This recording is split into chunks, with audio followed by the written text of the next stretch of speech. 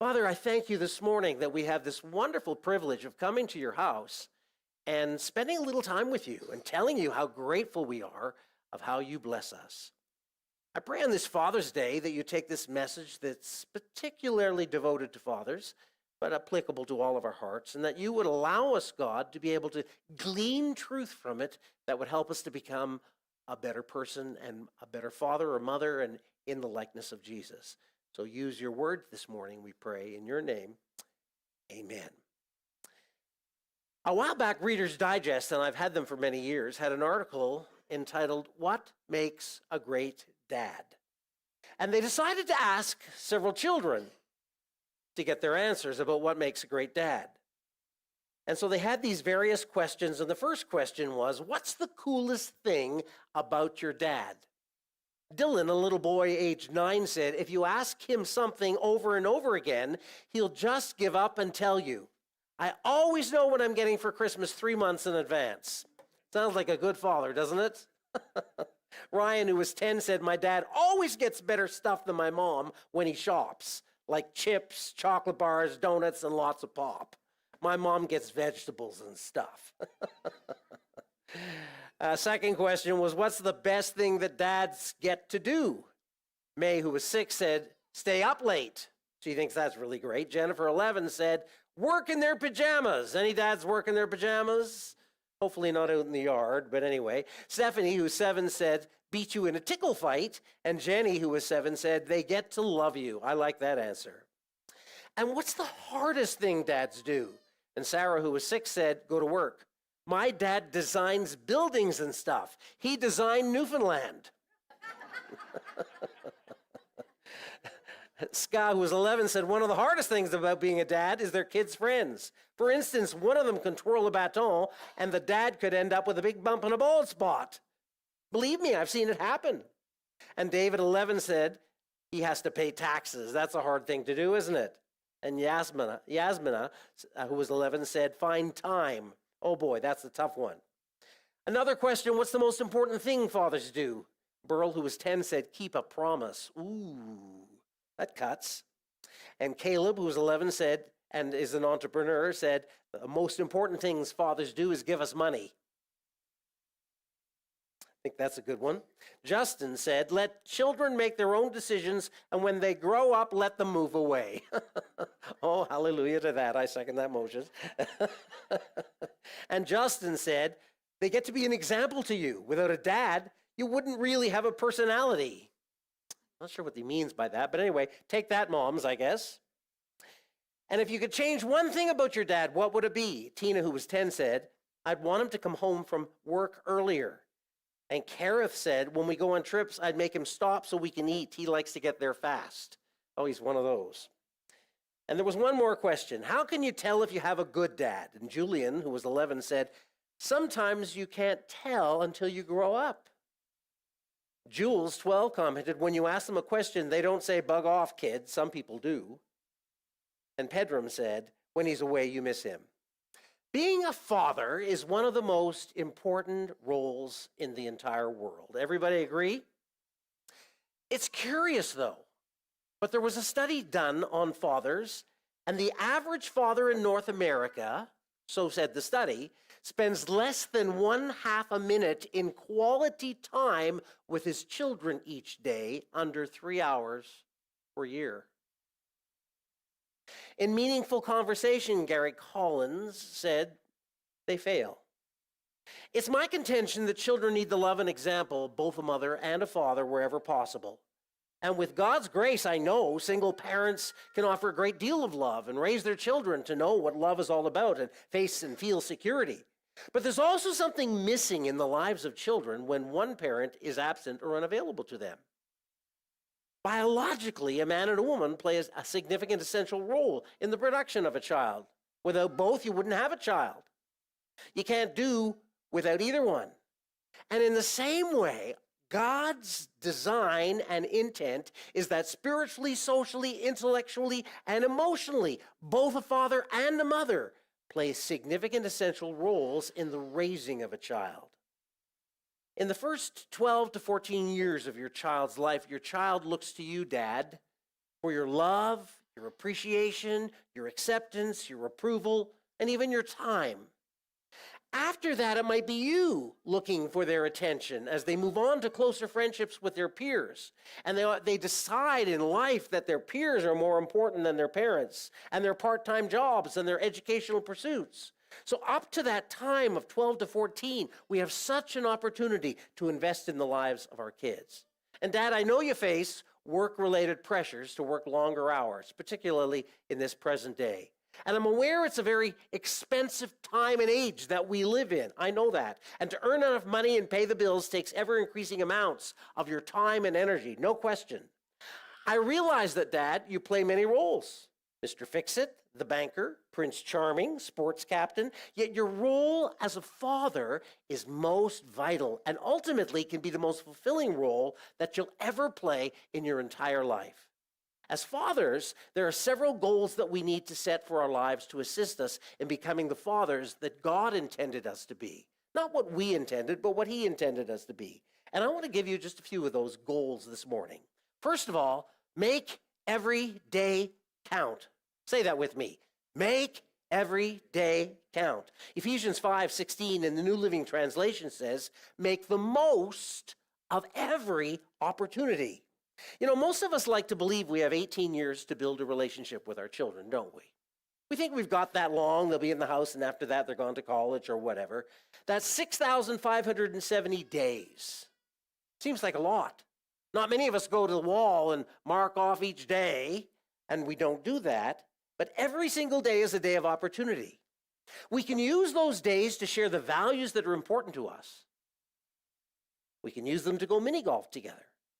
We can use them to spend time talking about what's happening in their lives. And believe me, there's a lot going on in the lives of your children that you'll never know about unless you spend time discovering it. And I don't think the role of a mother or a father really ever ends.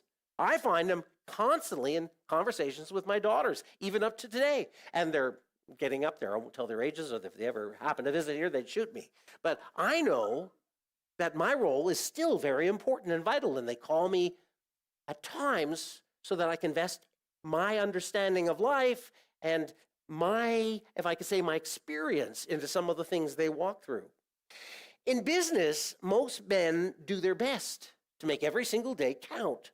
They have to close an important business deal. They have to finish a project. They have to meet a quota. And all are important goals for every single day that you go to work. And these goals are repeated over and over and over again. Yet for some reason in the lives of our children, many of us think there's always tomorrow. When our children are small, sometimes we feel as if we have nothing in common with them. It's hard when you're holding a baby and all he's doing is making a wet spot on your lap, right? It's hard when you have a youngster who wants to be out doing things that you don't really enjoy doing as a father, and they do it with their friends. And so we just wait until they grow up a little. But during those early years, our kids want and they need our attention. It's not that we'll always be engaged in activities with them, because that won't happen, but that we'll talk to them and show them just how important they are to us. And they're so open to us. When our kids reach their teen years, you know, sometimes they don't want to be seen in public with us dads. Hello? Isn't that the way it is? It's like, you're too old. While they're young, they want to talk to us about anything and everything. And when they get to be teens, the best we might get out of them some days when we ask a question is a grunt. That's what they'll answer us with. When your kids are young, you can tuck them in at 8 and say goodnight. But for some teens who go through significant rebellion and confusion in their lives, you might wait up until the wee hours of the morning before they wander in. Dad, you might think their bedroom is a mess with toys, oh yes, and with clothes thrown all over the floor now while they're small. But when they become teens, you might want a tetanus shot before you venture into the forbidden territory. Right? Do you know what I'm talking about? I'm not a perfect father by any means, but I believe that because I've spent time with my daughters when they were small, and significant times, it was important to me. And I couldn't stand behind a pulpit ever as a pastor and talk about that if I wasn't doing it. And so I did it consistently, and my wife made sure I did it. She would always remind me. And I listened to them, and they listened to me, and we took dates going to McDonald's and various places. One didn't want to go to McDonald's. Oh, no, it had to be Starbucks. I always spent twice as much on her as I did on the other one because she always wanted Starbucks. But that's where we went, and we had dates, and we had times of talking, and it was very important to me. And so today, we still have a relationship that's strong. I can't play like Colby does, but I play against the guitar at times, if you know what I'm talking about. But when the kids were young, we used to sing, and I'd make up songs. Now, I'm not singing them today, just so you know, but I'd make up these silly songs, and we'd sing these silly songs. My daughter, who lives in Kelowna, Melanie, just loved the story of the lost sheep. And when I would sing, "My Mama Told Me," or "I Know an Old Woman Who Swallowed a Fly," or when I talk in a strange voice with strange characters that I'd make up, we'd laugh and giggle and enjoy our time together. Time together. I made every moment count that I could. Even when there wasn't much money available, we found a way to take a vacation together. And I want you to know, when there are 4 of you in a tent, you do some pretty serious bonding. You really do.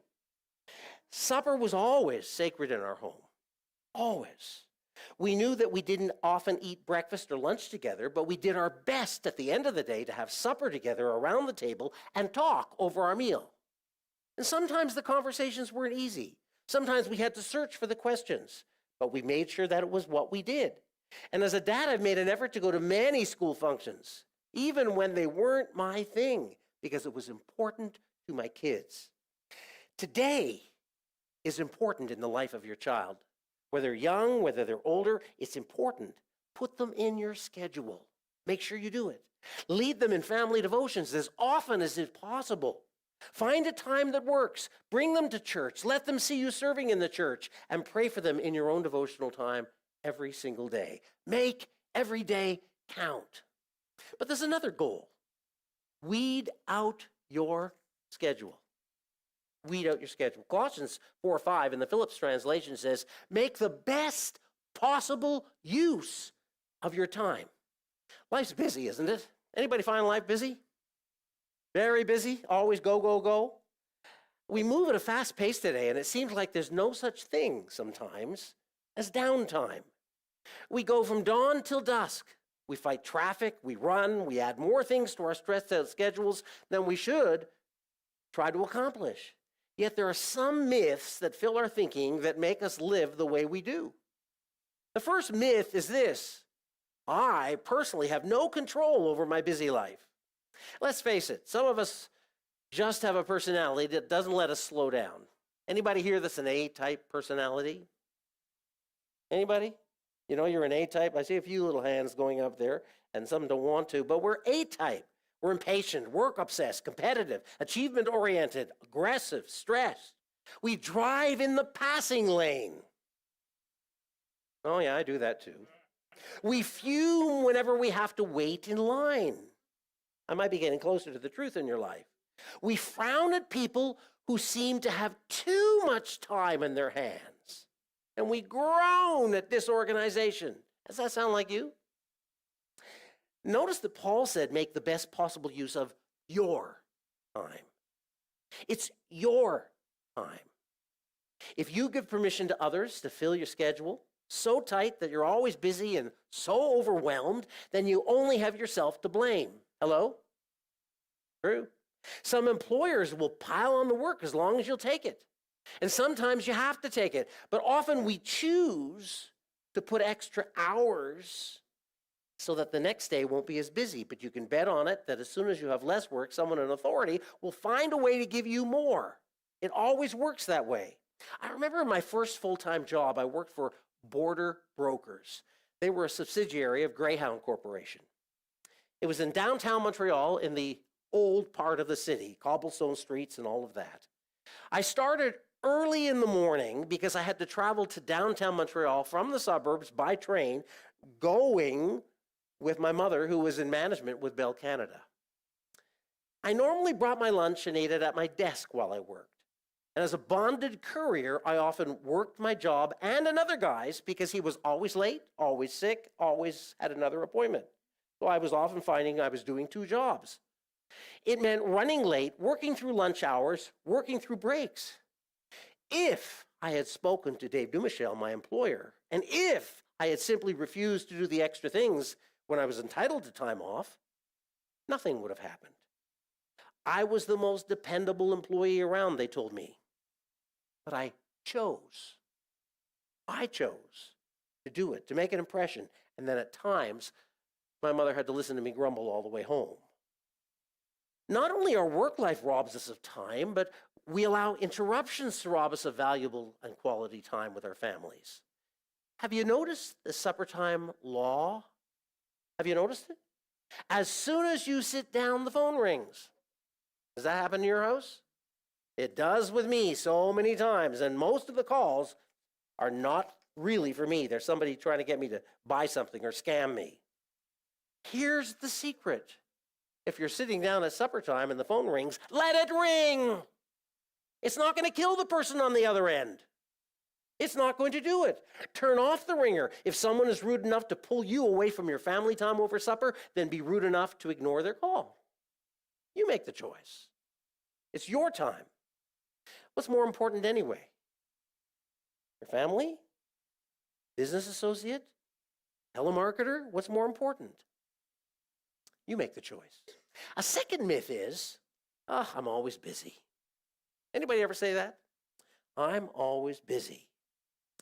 Have you ever thought about the time wasters that may work alongside you? The can you spare a minute people? They never take a minute. They always say half an hour. Hello? Way it is. The I'll just get a cuppa and it turns into a 15-minute office gossip session. Or there might be an important email in here syndrome. And if you don't learn how to use the delete button, you'll never overcome this one. Or I'll look at that later email. So you print it, then pick it up and put it down 50 times before you actually read it and handle it. And if you've dealt with it, at first, you wouldn't have to deal with it again. So many things that make us busy that wouldn't otherwise. Even at home, we have time wasters that rob us of time with our kids. We're becoming as bad as our kids in some way. We stare at the cell phone. Ooh, you're starting to meddle, preacher. But we stare at the cell phone. And we get caught up with something on our computer before we spend time with our kids. Or we watch another hour of TV, just got to relax, instead of spending time with our kids. We overgarden, over-tinker with our cars, overdo a hobby, making priorities of things that ultimately are really only secondary. Every single one of us gets 7 days per week. Every one of us gets 168 hours per week. Every one of us gets 10,080 minutes per week. It's up to you, Dad, and every one of us to make sure that time isn't wasted, but that it's well used. You don't have to be busy all the time. And there's a third myth. Someday I'll have more time. That's a good one. The truth of the matter is there'll never be a day with less to do. Every day will present new challenges, new time wasters. There will always be one more meeting, one more purchase, one more wedding or funeral, one more phone call to make, always. It's up to you and I to decide what we'll allow to infringe on our time. If you're going to spend time with your children, you need to do it now, because you won't get it later. Send them an email or a text asking about their day. Plan a lunch date or a coffee with them. Go bowling with them or take a hike if they're old enough. I've done all of these things. I've pulled away. I've gone mini golfing, bowling, hiking, biking. Sometimes the board wanted a special meeting and I said, no, I've got a date with my child. And they had to wait. Because there are things that are more important biblically speaking, and we need to make those choices. Someday I'll have more time doesn't come. And Dad, only you can make the decision to weed out your schedule, and in so doing, deal with the miss. And if you're somebody who makes promises all the time to your kids about spending time with them, but don't fulfill the promises, you need to change that now so they'll know that you're a man of your word. There's a third goal that we need to have. Love them unconditionally. I like what 1 Corinthians 13:5 says. It says, love does not demand its own way. Anybody was really good in gymnastics in school? Oh, one or two of you. Maybe most of you were like me. I could play basketball and volleyball and most of the sports in gym, because we always had gym. But when they were picking teams in those things, I'd normally be in the middle of the pack. But I despised gymnastics. I really did. I was petrified of the springboard in the box. You know what I'm talking about? You had to go off the springboard and vault over the box. I was petrified because one day when I was about to go, the guy ahead of me went springing off the springboard went back, and he went headfirst into the box. And they had to get an ambulance to take him out of there. I didn't like the springboard in the box. Good reason why. I was petrified of it. And I didn't like getting into the rings and hanging by my legs. Because once I got up there, I couldn't get out of it. I always needed help. I looked like an idiot hanging by those rings. It was really ridiculous. Everyone knew I hated gymnastics, and when teams were chosen, I was aware that it was possible I'd be one of the last picked for any of those events. I knew why I wouldn't be picked, because the captains wanted winners on their team. They wanted people who could score points and could deliver a victory. And in gymnastics, that just wasn't me. Most of our world today is driven by the same mentality, picking people who are winners. Everything from sports teams to sales teams to business teams look for that special winning quality in a person. That's what they're looking for. That's what they're hoping for. Success and achievement are some of the highest priorities in life today, wherever you go. May I say, father and mother, that this isn't true about raising your children. If you show special favor when they bring home a great report card or a sports trophy, but otherwise put them down and tell them that they could be better or do better, then you're not loving them unconditionally. I know we need to encourage our children to thrive and do their best, but our children, regardless of their age, need to know that we'll love them anyway, regardless of their achievements or lack of them. We have to always be in their court. And our commitment to our children, dads, needs to be based on a relationship with them, not their success, not their failure. Certainly, we need to try to motivate them to do better tomorrow than they did today. That changing for the better is always the goal for all of us. But we shouldn't hoist guilt trips and achievement levels on them that they simply can't achieve. You know, and another thing that we shouldn't do is try to get them to do what their brother or sister does. Hello? True. I had one daughter. She excelled in school. She was very intentional about all the things she did. She'd go to school, high school, and with nothing less, always with a scripture verse sweater on. That's who she was. My other daughter was a socialite. Making the top grades in school wasn't her greatest responsibility. Getting to know the most people was her highest goal in life. You know, we'd move on to a new block. Before the truck was unloaded, my daughter knew everybody on the street. I still don't know them all. That's who she was. They had different personalities and different characters, and we couldn't make one be the same as the other. If your child is to be successful as a person, they need to be secure in your love, that regardless of what they do, that you will love them for who they are. Show them that you love them by praising them. Every single day, find something to boast about. I know there are things that wear on us, having to nag them about their homework, their bedroom, the amount of time they spend on the phone or the computer. But we need to make sure that we also build them up to know that we love them and are aware of their accomplishments too. And the truth is, it's simple. When we want someone to do something, they'll normally respond better to praise than they will to criticism. Aren't you like that? It's just the way it is. None of us like to be criticized, but praise us and we'll shoot for the moon. And thinking of their room, what can you praise them about? Well, ceiling is sure tidy.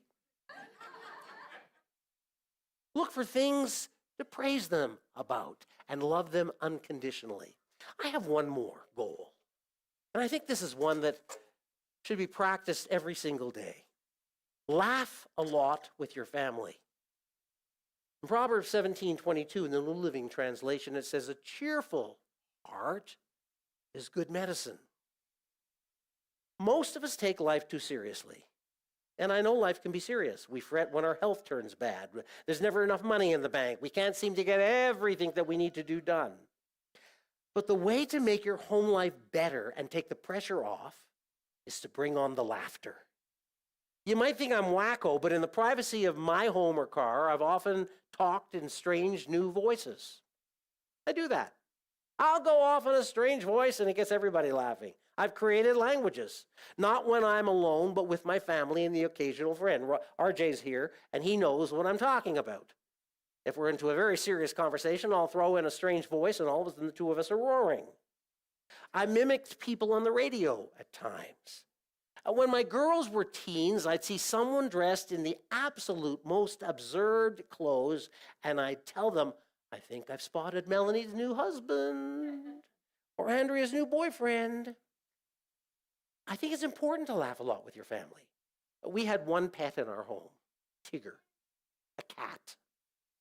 And I had always said to my wife, I don't want cats, I don't want dogs, nothing. But she comes home one day with this cat that she's only going to bring in the house for 2 weeks to look after while a friend moves. That cat was with us for so many years, it was unbelievable. But I learned how to have fun with the cat. I don't think the cat had fun, but I had fun. When my wife Ruth inherited a huge bag of old beads, I think it was a ton's worth from her stepmother, I decided to use them to my advantage. And I would put the cat up on a table, and I'd wrap the beads around the cat's neck. I put doll's clothes on the cat. We'd laugh ourselves silly as the cat would just stare at us. You know, just once that cat bit me. Just once, I bit him back. He bit me, I bit him back. He never bit me again. Good medicine. I didn't bite hard, but he knew, don't bite me. It was a matter of laughing with my family. Life can be too serious. And so here's this cat with all these beads and doll's clothes, and I'm dancing and singing with him. And it was a riot for everybody that was watching, but not for the cat. I can guarantee that one day my kids will remember me more for those times than any other time. Dad, sometimes we can resemble Scrooge or Jean Valjean from Les Miserables all too often. That's who we resemble. Some of us may have forgotten what it is to truly laugh heartily with our family, to do silly things. And let's face it, you will have times when you're going to cry with your family, in times of loss, defeat, illness. So make sure that you balance it out by planning times of joy and laughter. Being a father's a difficult, demanding role, no question. But it can be delightful. 4 goals that make you to be a best dad possible are: make every day count, every day spend quality time with your family, plan it, weed out your schedule, get rid of those time wasters that can avoid making your kids a priority. Love them unconditionally, encourage them to be successful, but demonstrate your love when they're successful and when they fail as well. And laugh a lot with your family. Let your hair hang down. Stop taking life so seriously.